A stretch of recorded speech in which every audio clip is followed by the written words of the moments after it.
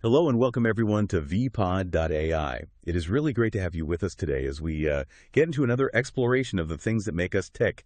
I'm Mike, and I'll be your host. And I'm Susan. It's a real pleasure to be here to help unpack all of this.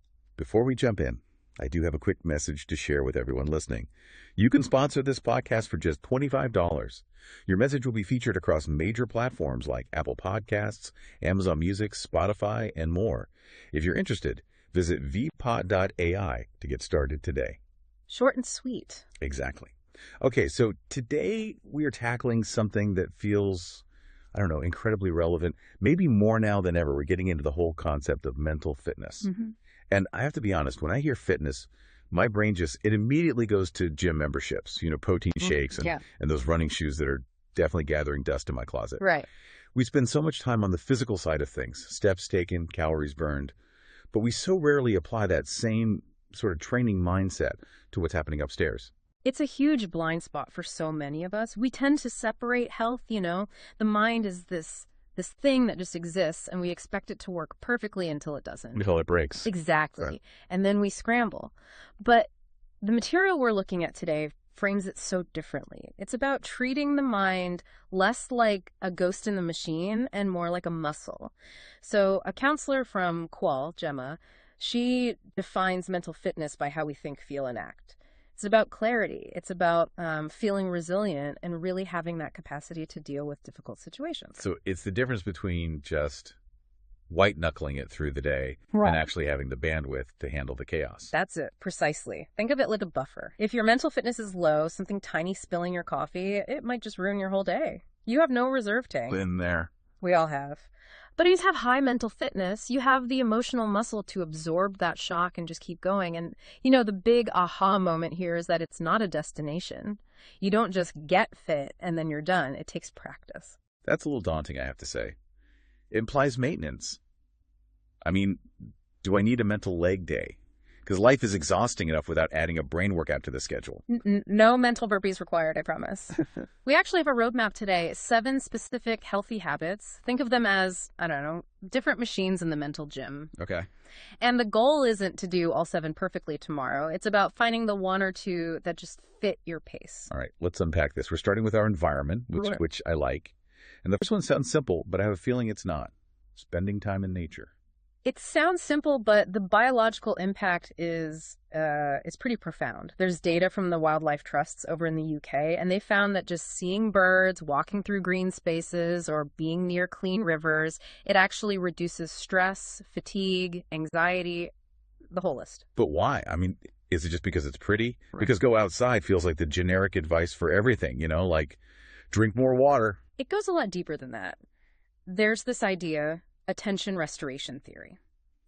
The short version is that city environments, traffic, screens, notifications, they demand our directed attention. We have to focus so hard to filter everything out. And that's draining. It's incredibly draining. It leads to what they call directed attention fatigue. It's why you feel so fried after a day of just answering emails. Oh, absolutely.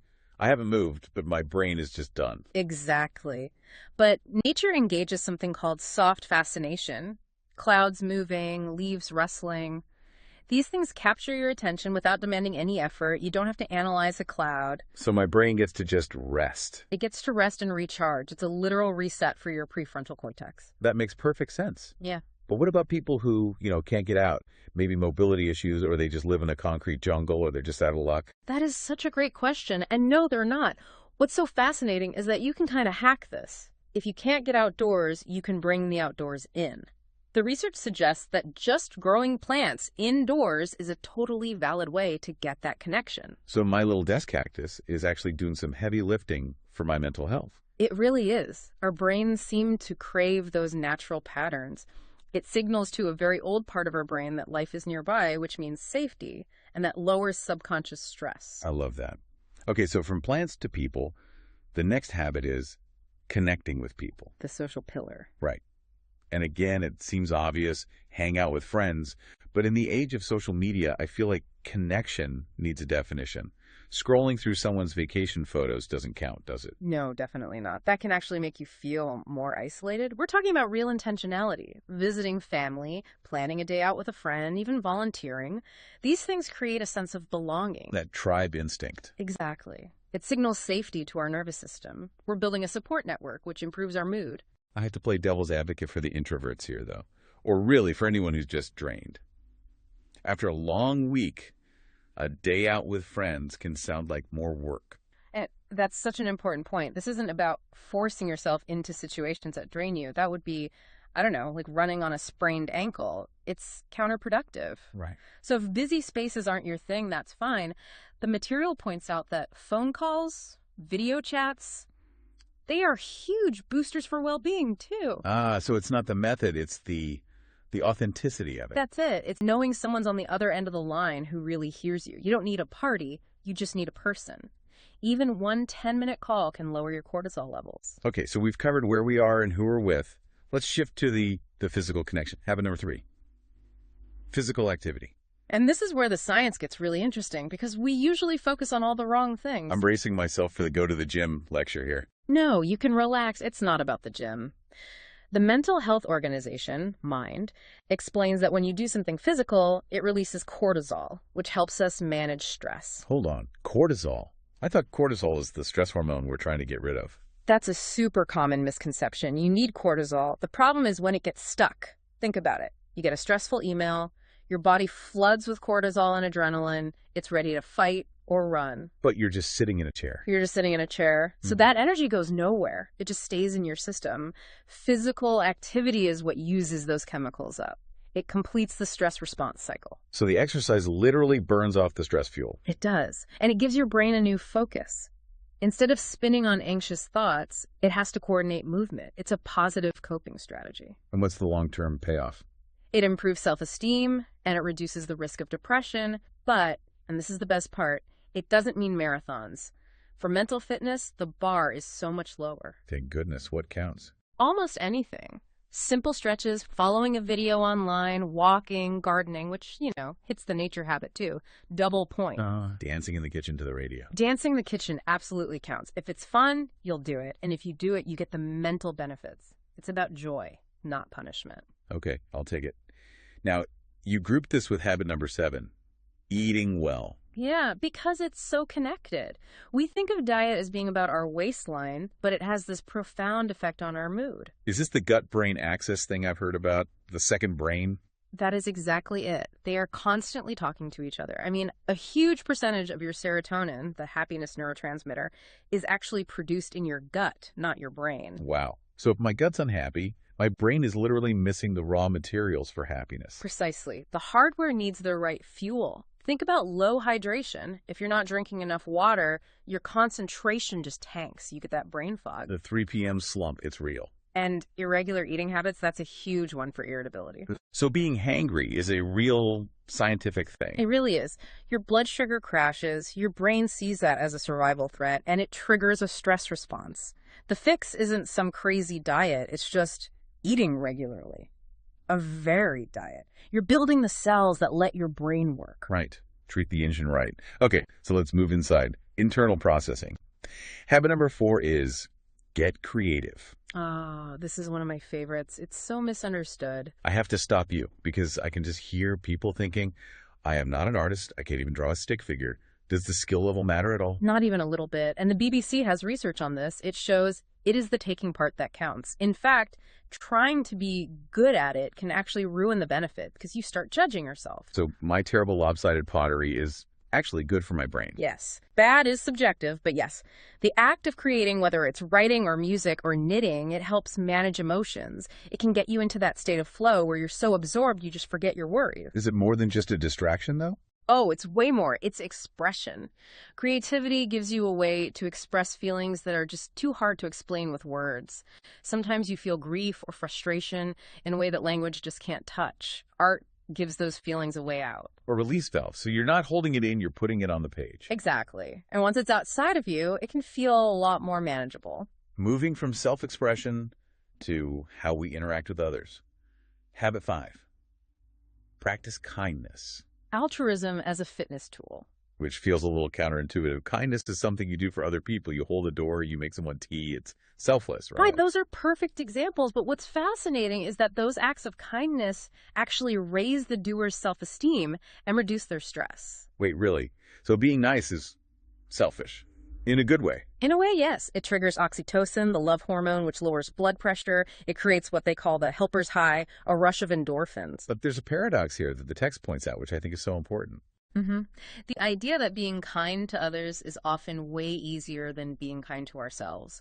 We are our own harshest critics. Oh, for sure. If a friend makes a mistake, I'd say, don't worry about it. If I do the same thing, I'd think, you idiot. Right.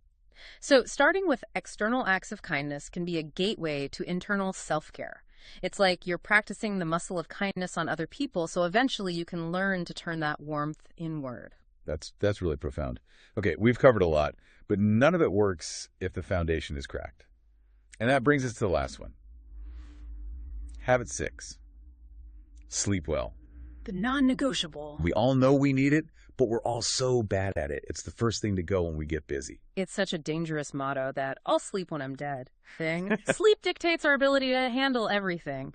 During REM sleep, our brain processes emotional information. It files away the bad stuff so it doesn't sting as much the next day. So if you don't sleep, those emotions don't get filed. They just stay raw. Exactly.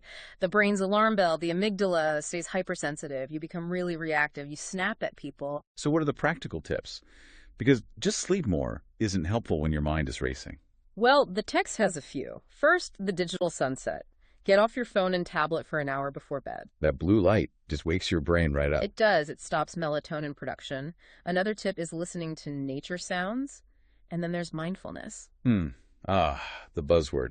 What's the actual practice here? It's really just meditation, sitting quietly, focusing on your breath, trying to find some calm in the present moment, just paying attention without judgment. It clears the static. So it's about preparing your brain to shut down. Exactly. You need that buffer zone between the chaos of the day and actually sleeping. So to recap, we have nature, connection, physical activity, eating well, creativity, kindness, and sleep. That's a lot. It's a full regimen. And like we said at the start, trying to do all of these tomorrow is just going to stress you out, which completely defeats the purpose. Right. You can't force yourself to relax. The core message is that this is a journey. You don't have to overhaul your life. Just focus on one or two. Maybe you just start by drinking more water or taking a 10-minute walk. Find what fits. It's about progress, not perfection. Small, consistent deposits in the mental bank account. They really add up. You know, before we wrap up, I want to circle back to something from the kindness section that's really been sticking with me. We talked about how it's easier to be kind to a stranger than to ourselves. Yeah, that paradox. It makes me wonder if we're all stuck in our own heads, obsessing over our own mental fitness. Maybe the most selfish thing we can do for our own mental health is to just stop thinking about ourselves for a minute. Maybe true mental fitness actually begins when we stop looking in the mirror and start looking at the person standing next to us. That's a really powerful thought. It shifts the focus from fixing me to helping us, which might just be the fix we were looking for all along. Something to think about this week. Thank you so much for walking us through all this. It's been a real eye-opener. My pleasure. It's always great to look under the hood. And thank you to everyone for listening. Take care of your minds, be kind to yourselves, and maybe someone else too. We will catch you next time. Bye for now. Goodbye, everyone.